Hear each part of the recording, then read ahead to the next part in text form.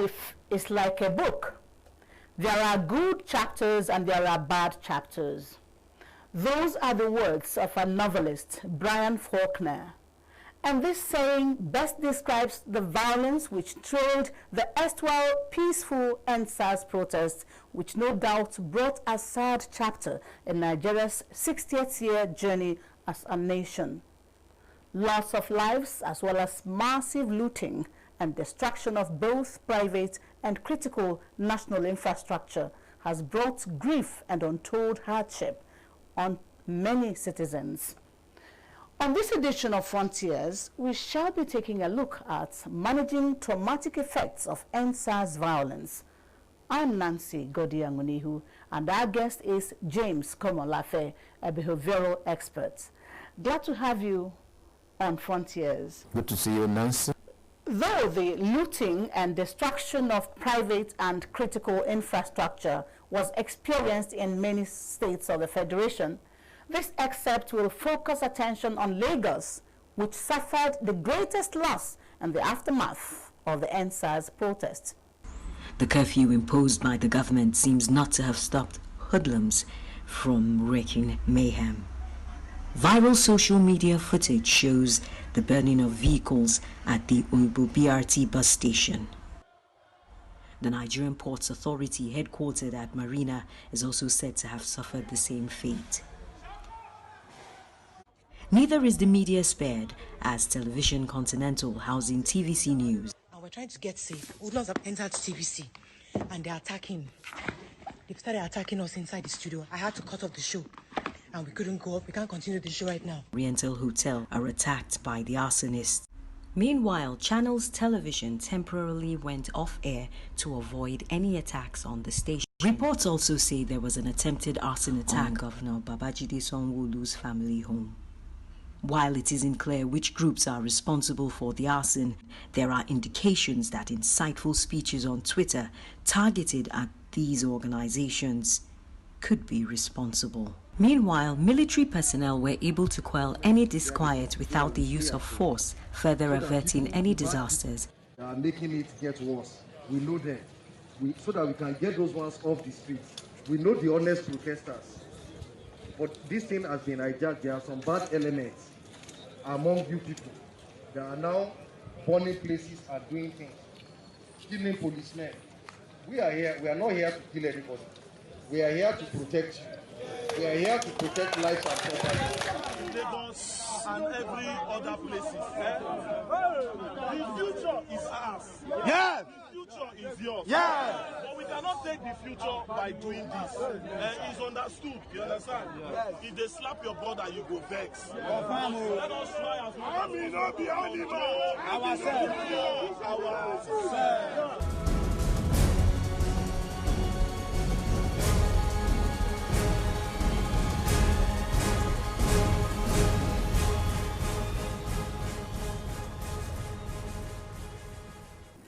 Now, let's take off.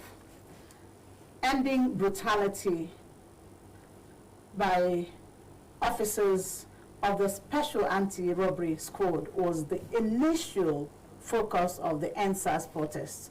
But things got out of hand, and widespread violence occasioned by looting and massive destruction was the end result. What do you think led to the anti-social behavior? Many things were implicit in that unfortunate situation for which our nation is still trying to surmount and grapple with now. Actually, you may say that was what prompted the violence, but that was not it in the first analysis, because the protest was just a means to ventilate and to vent out the series of issues with the youths and with the nation, for which the youth felt, well, since the issue of SARS is a common thing across board, let's go in through that. That's why you will notice that there were other demands that the youth reeled out to the government, about 5 of them. So while they were doing that and they were expressing themselves so orderly and articulately, because of the perceived communication gaps between the protesters, the youth, and the government, the ugly setting. And you know, Nancy, every day is a vibrational day where you have the good, the bad, and the ugly. And when you cannot contain the good within a specified period of energetic time, all you will have is a backlash. So the bad guys will have to definitely step in, and here you have the mayhem, the wanton destruction and all that, which was not to be in the first instance. Mr. Kombo, but the trigger, you are actually saying that Nigerian youths bottled a lot of issues in their mind, for which they needed a point to vent out those expressions, for which SARS. Let's know. Can we know? Yes. For example, the economy is biting hard. It's not only in Nigeria, everywhere. And the youth felt it's high time the government listening to the youth and so they made those demands known. So the protest was just an opportunity to say, hey, the youths have come of age. We can see what is happening in other climes. Please give us an opportunity to express ourselves. And why the looting actually came in and the massive destruction was a coping mechanism for the youth after the unfortunate incidents of Lekki shooting. Had that shooting not come to be, then maybe so many things would have been brought under a situation where we could contain it. So the looting did not start until the killing actually spiraled it, because you see, as soon as the shooting happened and all of that, and things was going to go out of hand, and so the burning and the reprisal attack on government properties and all that, and before you knew it, some other guys who possibly have violated themselves and their personal principle had to join in doing some certain violence there, because you see, violence cannot happen in a society where people are orderly in themselves. So when you lose your personal definition, you begin to violate yourself, break your protocols, and so many things will go in the bad and in the ugly. And it was that ugly trend that climaxed into people committing crimes and all that. But know this for sure, the protesters were not the one violating and destroying properties. The so-called hoodlum stepped in to do that. But remember, soon after the demands were made, the president issued a statement. I mean, he set in motion, means of rectifying the police problems, brutality that they were complaining about. So why did they still go on rampage?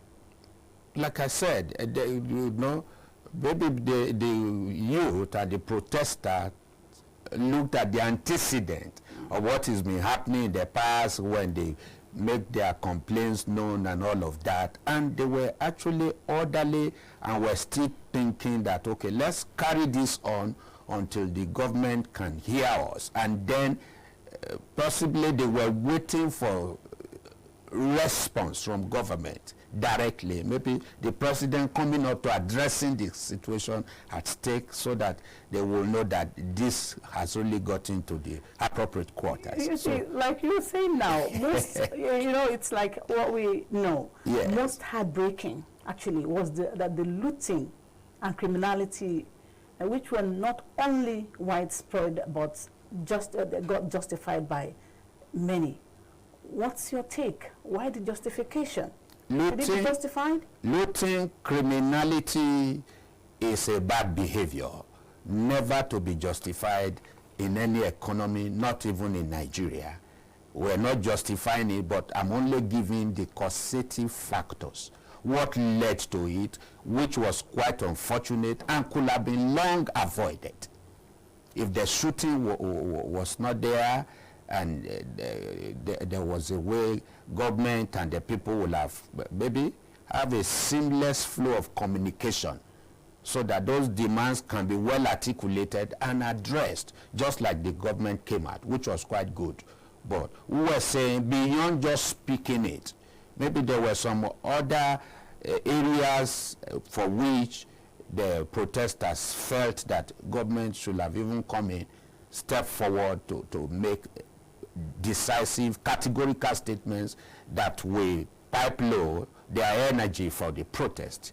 But because that was not to be seen immediately, hoodlums, as it were, took over and began looting both private properties, public properties, causing widespread mayhem when these issues and these properties actually belong to the citizens. So it's out of an attempt to ventilate anger for the shooting and the killing. And you see, when your hand is idle, any other thing will just take over. People say the idle man's hand is the devil's workshop. So as many of the youths who were not doing anything, who were already violent by nature, just cashed into that opportunity, and the looting spree, which is condemnable any day, anywhere. Like you said, yeah, improper communication, or yes, lack of it. Youth, you know, they began to get information from left, right, and center, yes, like inciting information, the ones that were concocted on the internet and stuff. How did they help in worsening the situation? There should be maybe something like a national policy agenda that will harmonize the energy of the youth for formidable development. Because you see, when you talk about energy, it cuts across board, whether you are the youth, you are the adult, you are the aged, you are in government or not.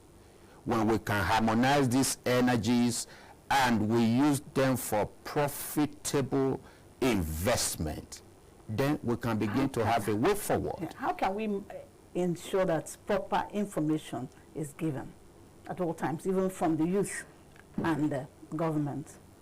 Good question. Yes, because the internet these days, that's why misleading a lot of people. We must begin to... We had a lot of photoshopping, we had a lot of stories being concocted from left, right, and center, and I think there wasn't situation. We must begin to strengthen our institutions.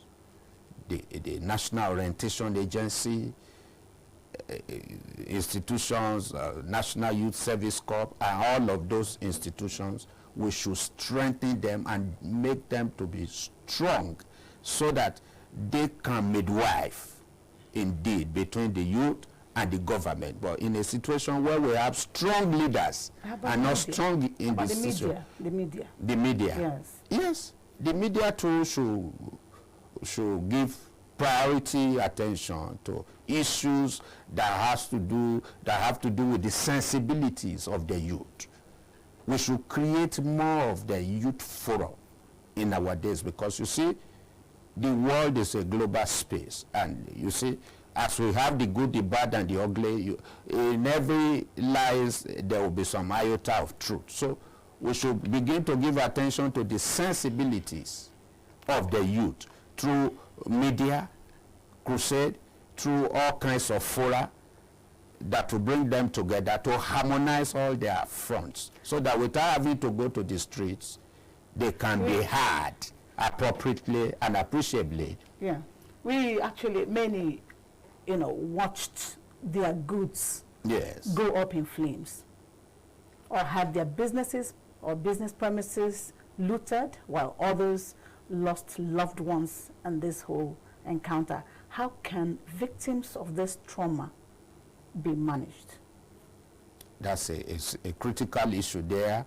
It's quite unfortunate that that happened, and up till now, some people are still trying to grapple with the pains, emotional pains, physical pains, financial pains, family pains, and we want to commiserate with everyone who lost an individual, a business.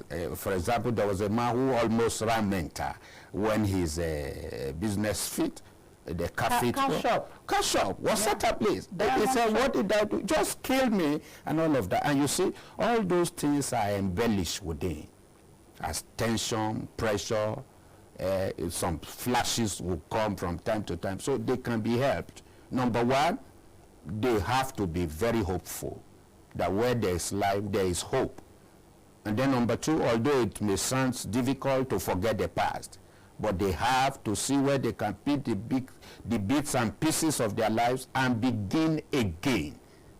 And it will only take an individual who is hopeful in order to find help. And then government should try, in a sense, to see how to mitigate some of those pains through policies that will help them to come up again in their lives. And those who are under tension, pressure, and all of that, they should consult with professionals when we come back, you continue like us, with this, so that they can be treated. Yeah, you will talk more on how to manage this situation, actually.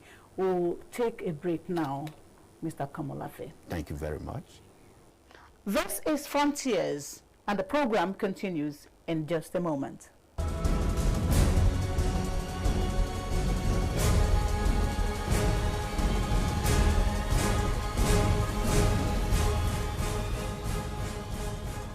Glad to know you're still watching Frontiers.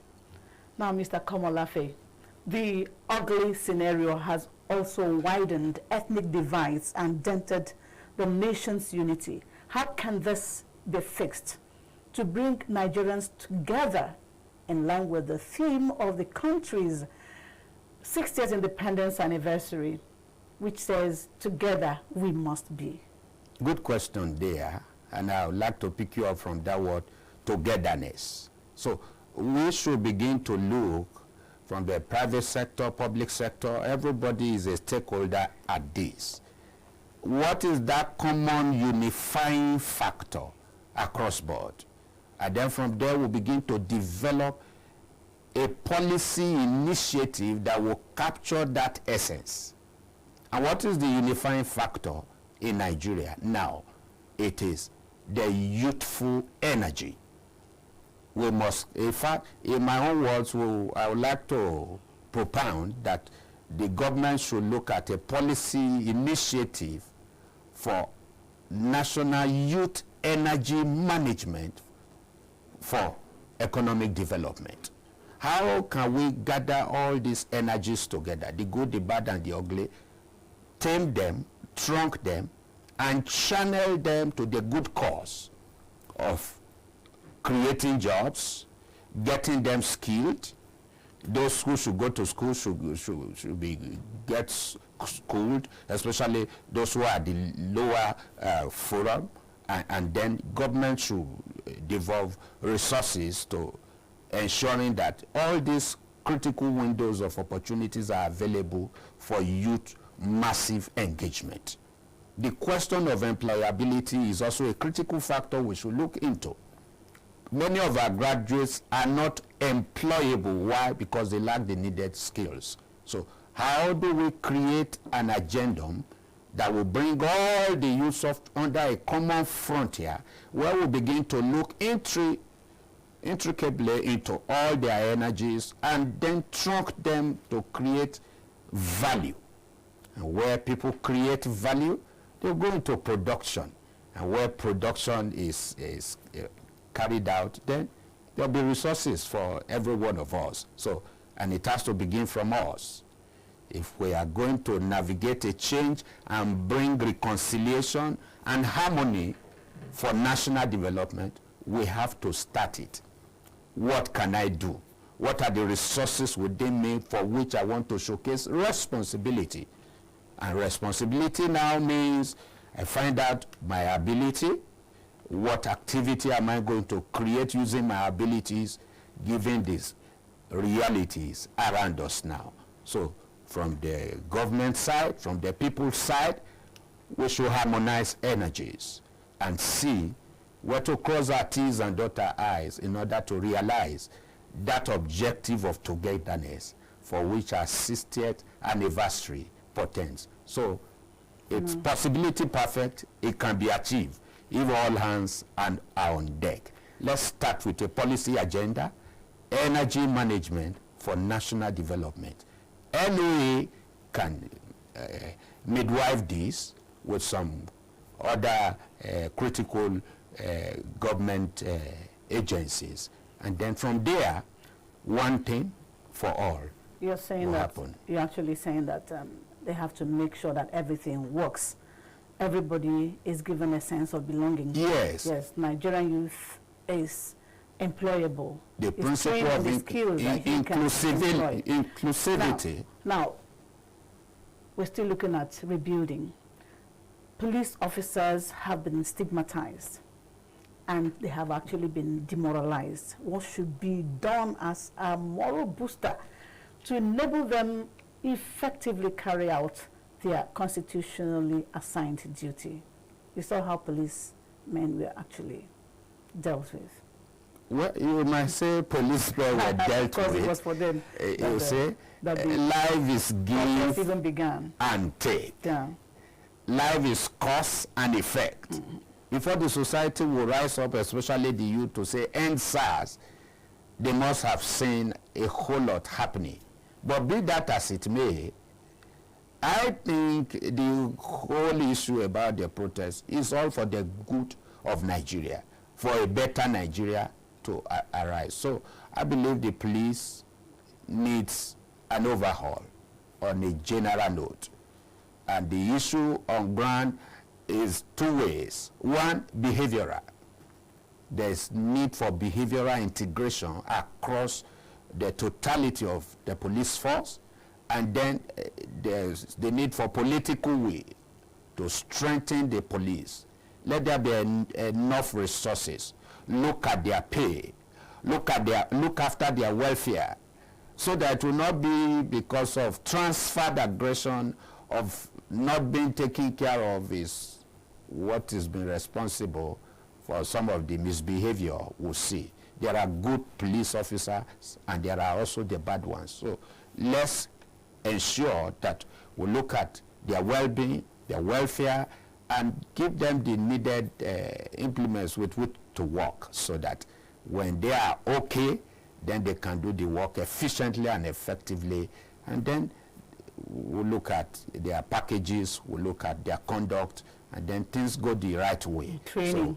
So, training, capacity building, and all of that, especially on behavioral consequence, very vital. November 1 has been launched by the federal government as National Youth Day. Great incentive. How do you see it? Great incentive there, and I must say thumbs up to the federal government over that in the short run, but we need to be able to look at what goes into that day. Are we going to come up with a policy on national energy management for economic development? Are we going to give the youth the place of pride to even air out and to articulate for us what exactly will mean well for this nation, so that where we have articulation on one side and the behavioral complement to the other side, we end up discovering that every part of Nigeria and across demography, we have what we need to solve our common problems. The National Youth Day should actually afford the youth the opportunity of venting. Great. Or tabling is so they should table their demands. They should be given that opportunity, and also they should also be asked how to go about things. It's not just tabling of demands. The president actually used the occasion to ask them to be able to talk, dialogue, and not resort to violence. Good. I think that is a great strategy that will help the youth to pilot their energies in the right order, like I have said. Because you see, energy cannot be destroyed, but it can be converted from one form to another. So when the presidents bring out that it's a worthy and credible ideals, it should not just stop at hearing.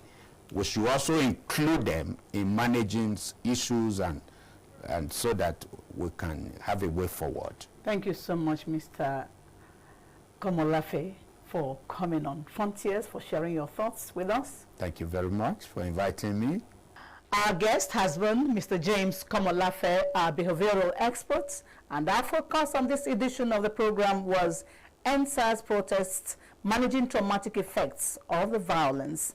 I will leave you with this advice.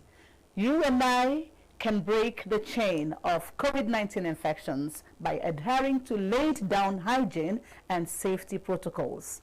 Thanks for your time.